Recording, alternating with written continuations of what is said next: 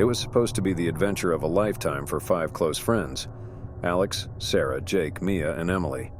They had been planning their trip to Thailand for months, eager to explore the vibrant culture, stunning landscapes, and rich history. One of the highlights of their itinerary was a night of camping in the dense forests of northern Thailand, a location known for its pristine beauty and untouched wilderness. The day started perfectly. They arrived at the edge of the forest with their guide, who helped them find a suitable camping spot. As the sun set, casting an orange hue over the lush greenery, the friends set up their tents and gathered around a campfire. The night was alive with the sounds of nature, a symphony of chirping crickets and rustling leaves. As they roasted marshmallows and exchanged stories, the guide told them about the local legends, including the tale of the Krasue. The Krasue, he explained, was a ghostly entity of Thai folklore, a disembodied female head with entrails hanging below, which glowed eerily as it floated through the night in search of blood. The friends laughed nervously, brushing off the story as mere superstition.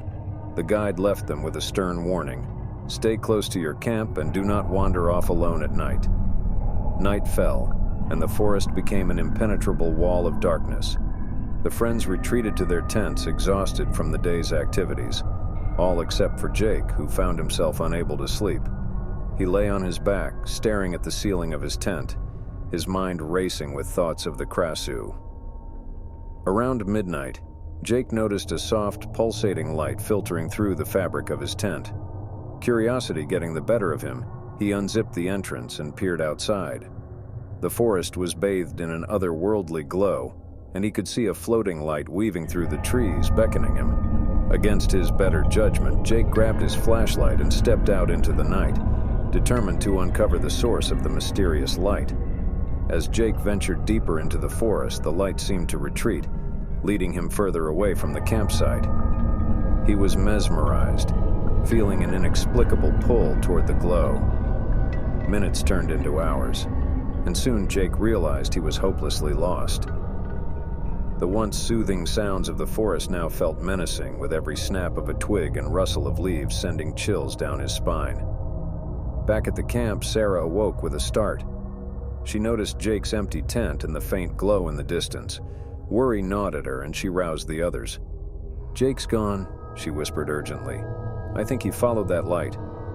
Emily, always the practical one, insisted on going after him. "We can't just leave him out there alone. Grab your flashlights and let's find him." The 4 friends ventured into the forest, calling out Jake's name. The deeper they went, the thicker the darkness became, swallowing their voices and amplifying their fears. The glowing light continued to taunt them, always just out of reach. After what felt like an eternity, they stumbled upon a small clearing. In the center stood an old, dilapidated shrine. The light hovered above it, casting an eerie glow on the decaying structure.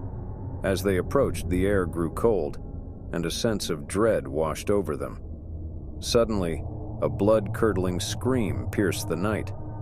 They turned to see Jake emerging from the shadows, his face pale and eyes wide with terror. "It's the Krasue!" he shouted. "Run!" Before they could react, a ghastly figure emerged from the darkness, a floating head with long matted hair and glowing red eyes, trailing a mass of entrails. The Krasue hissed, its mouth dripping with blood. Panic set in as the friends scattered, each running blindly through the forest in a desperate attempt to escape. Sarah and Alex found themselves together, their breaths coming in ragged gasps as they sprinted through the trees. They could hear the Krasue's ghastly wails growing louder, closer. "We have to find the shrine again," Alex panted. "Maybe there's something there that can stop it." They doubled back, using the faint glow of the shrine as a beacon. When they reached the clearing, Sarah noticed an ancient amulet hanging from the shrine's altar. "This must be it," she said, grabbing the amulet. As she did, the Krasue appeared at the edge of the clearing, its eyes burning with rage. Holding the amulet aloft, Sarah shouted, "Stay back!" The Krasue shrieked, recoiling as if in pain. Encouraged, Sarah stepped forward, chanting a prayer she vaguely remembered from the guide's stories. The amulet glowed brighter, and the Krasue let out a final, agonized scream before dissipating into the night. The friends regrouped at the shrine, shaken but alive. They clung to each other, the terror of their ordeal still fresh. "We need to get out of here," Mia said, her voice trembling. "Now." As dawn broke, they stumbled back to their campsite, guided by the early morning light. The forest, which had seemed so menacing at night, now appeared serene and harmless.